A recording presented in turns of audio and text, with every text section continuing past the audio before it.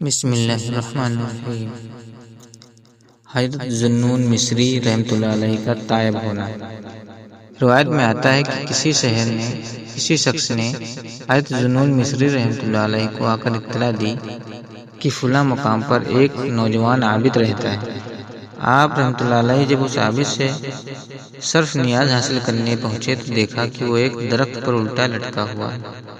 آپ نے نفس سے مسلسل یہ کہہ رہا تھا کہ جب تک تو عبادت الہی میں میری ہمنمائی نہیں کرے گا میں تجھے یوں ہی تکلیف دیتا رہوں گا حتیٰ کہ تیری موت واقع ہو جائے گی۔ اس نوجوان نے بتایا کہ کیونکہ یہ بدن عبادت الہی پر آمادہ نہیں ہو رہا اس لیے اسے سزا دے رہا ہوں۔ آپ رحمۃ اللہ علیہ نے کہا کہ میں سمجھا شاید تم نے کسی کو قتل کیا ہے یا کوئی بڑا گناہ سرزد ہو گیا ہے۔ اس نوجوان عابد نے کہا کہ تمام گناہ مخلوق سے اختلاط کی وجہ سے پیدا ہوتے ہیں، اس لیے مخلوق سے رسم و راہ کو بہت بڑا گناہ تصور کرتا ہوں۔ آپ رحمۃ اللہ علیہ اس نوجوان عابد سے متاثر ہوئے اور کہا تم واقعی عابد ہو۔ اس نوجوان نے کہا کہ اگر تم مجھ سے بڑے کسی عابد کو دیکھنا چاہتے ہو تو سامنے پہاڑ پر چلے جاؤ۔ آپ رحمۃ اللہ علیہ پہاڑ پر چلے گئے۔ جب وہاں پہنچے تو دیکھا کہ ایک نوجوان جس کا پیر کٹا ہوا باہر پڑا تھا، اس کا جسم کیڑوں کی خوراک بنا ہوا تھا۔ آپ رحمۃ اللہ علیہ نے اس نوجوان کو سلام کیا اور اس کا حال دریافت کیا۔ اس نوجوان نے کہا کہ ایک دن وہ اسی جگہ مصروف عبادت تھا کہ ایک خوبصورت عورت سامنے سے گزری جس کو دیکھ کر میں فریب شیطانی میں مبتلا ہو گیا۔ اس کے نزدیک پہنچ گیا تو اسی وقت آواز آئی کہ اے بے غیرت، 30 سال کی خدا کی عبادت و اطاعت میں گزار کر آج شیطان کی عبادت کرنے چلا ہے۔ لہٰذا میں نے اسی وقت اپنا ایک پاؤں کاٹ لیا کہ گناہ کی طرف پہلا قدم اسی نے اٹھایا تھا۔ آپ رحمۃ اللہ علیہ میرے پاس کیوں آ گئے؟ اگر کسی عابد کو دیکھنا ہی ہے تو پہاڑ کی چوٹی پر چلے جائیں۔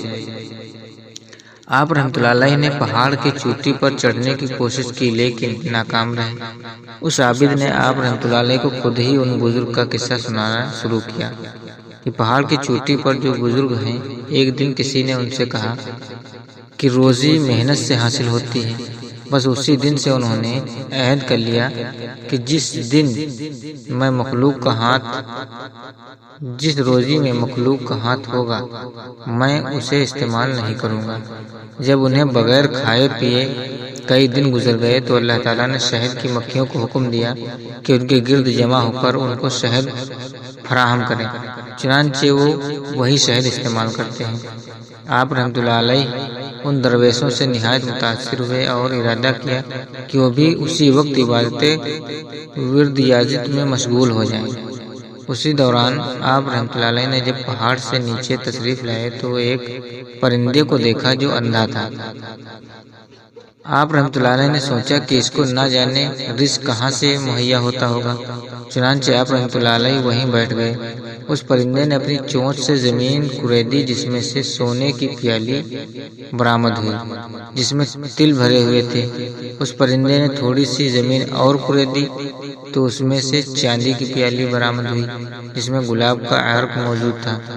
چنانچہ وہ پرندہ تل کھا گیا اور گلاب کا عرق پی لیا۔ اس کے بعد وہ درخت پر جا کر بیٹھ گیا اور وہ پیالیاں غائب ہو گئیں۔ آپ رحمۃ اللہ علیہ نے یہ دیکھا تو آپ رحمۃ اللہ علیہ نے توکل پر کمر باندھ لی اور ایک جنگل کی راہ لی۔ جنگل میں آپ رحمۃ اللہ علیہ کو اپنے پرانے دوست مل گئے۔ اتفاق سے جنگل میں ان حضرات کو ایک خزانہ برآمد ہو گیا۔ آپ رحمۃ اللہ علیہ نے اس خزانہ کو اپنے ساتھیوں میں تقسیم کر دیا اور خود اس خزانے میں موجود ایک لوح جس پر اسماء الہی کوئندہ تھے وہ اپنے پاس رکھ لی۔ رات کو آپ رحمۃ اللہ علیہ نے خواب میں منادی سنی کہ ذوالنون سب نے دولت تقسیم کی لیکن تو نے میرا نام پسند کیا جس کے عوض میں ہم نے تیرے اوپر علم و حکمت کے دروازے کشادہ کر دیے ہیں۔